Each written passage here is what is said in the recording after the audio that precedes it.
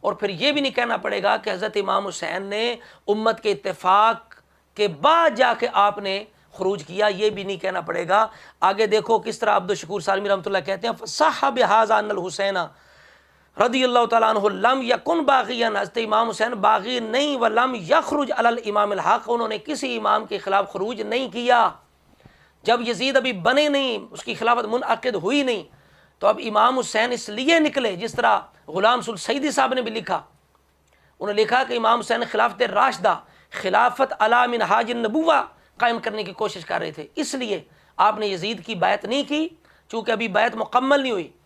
پھر آپ نے جناب مدینہ چھوڑا، مکہ چھوڑا، بار کوفیوں نے جب خط لکھے تو آپ کی کوشش یہ تھی اگر واقعی یہ ساتھ دیں تو خلافت راشدہ قائم ہو جائے۔ اور یہاں یہ بھی ثابت ہوا کہ خلافت جو 30 سال ہے نا، 30 سال خلافت،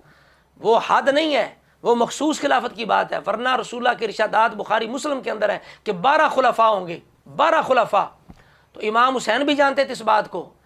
کہ اور بھی خلفاء ہیں، خلافت ابھی جاری رہے گی، تو امام حسین خلافت راشدہ الی منہاج النبوہ جو ہے وہ قائم کرنے کی کوشش کر رہے تھے۔ سمجھ آ رہی بات کی؟ تو لہٰذا امام حسین نے بالکل امت کے اتفاق کے بعد خروج نہیں کیا، جس طرح کہ توسی جو ہے رافضیوں کا، اس نے بھی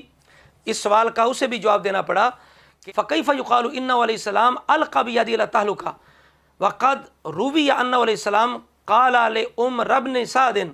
تو کہتا ہے یہ کیسے کہا جا سکتا ہے کہ امام حسین نے اپنے آپ کو ہلاکت میں ڈالا، جبکہ آپ نے عمر بن سعد سے کہا تھا اختاروا منی،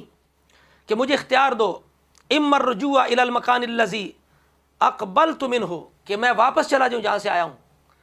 تو توسی بھی جواب دے رہا ہے کہ امام حسین کیوں نکلے۔ اسی طرح جلال العیون میں ملا باقر مجلسی بھی کہتا ہے کہ اگر کوئی اعتراض کرے کہ امام حسین کو پتہ تھا شہادت ہے پھر کیوں جا رہے ہیں، پھر آگے جواب دیتا ہے،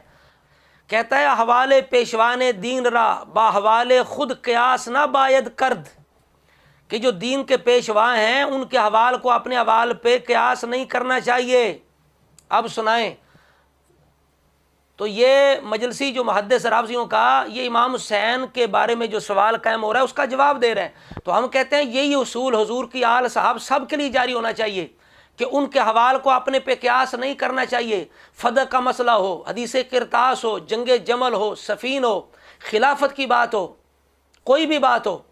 حضرت معاویہ کا یعنی یزید کی بیعت کے لیے کوشش کرنے کی بات ہو، تو ہمیں وہ دین کے پیشوا ہیں ان کے حوال کو اپنے پہ قیاس نہیں کرنا چاہیے۔ یہ اصول ہر جگہ جاری ہونا چاہیے۔